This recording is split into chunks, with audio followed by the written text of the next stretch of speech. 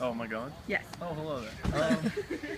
Free speech. Well, I think one of the great liberties and benefits of living in a democracy such as the United States is the ability to speak our minds, speak our opinions, without fear of retribution from the government or from some higher power. I don't really, as far as too far,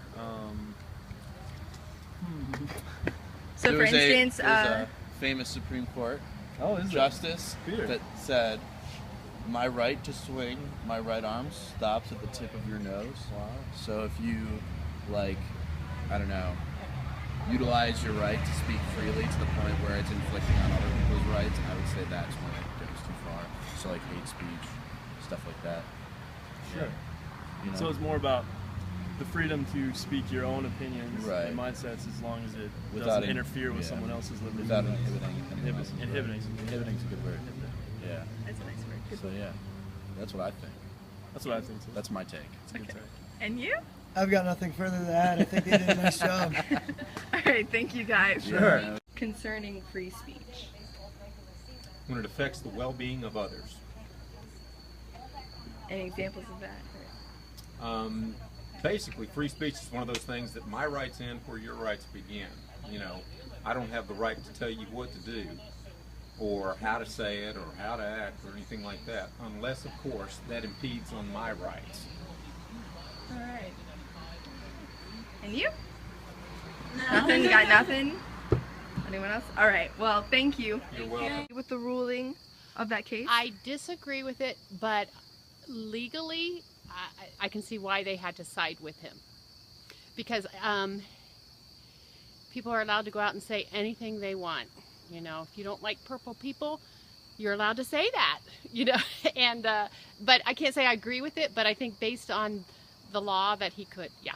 Okay, he's allowed to. even though it might have incited violence in other people and it might have encouraged certain people to take action against certain other people. Yes, because think about what happens in Granville, right on the corner with religious fanatics.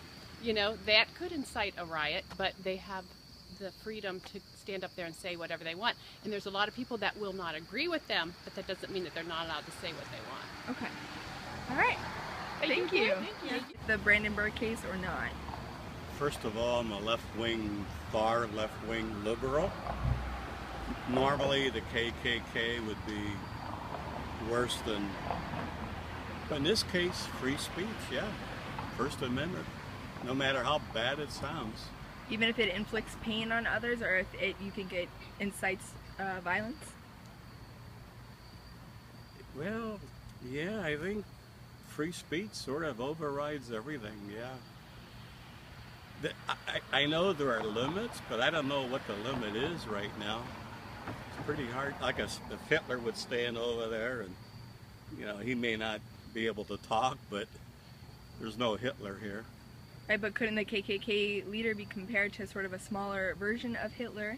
That he's telling all these people that certain groups that aren't them are the bad people and that they should go and take care of that group? Yeah, except Hitler actually put his words into practice. There's a difference. If the KKK speaker has grabbed black people and lynched them, that's different. But verbal is not the same as actually, you know, doing something.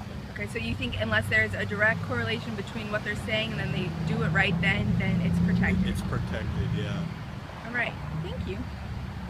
Keep in mind, I'm a far left-wing socialist. It's on the video. We can't even take that out. It'll be on there. My hero was Franklin Roosevelt. He was my president the first 7 years of my life. Shows how old I am. We can cut that part out if you want.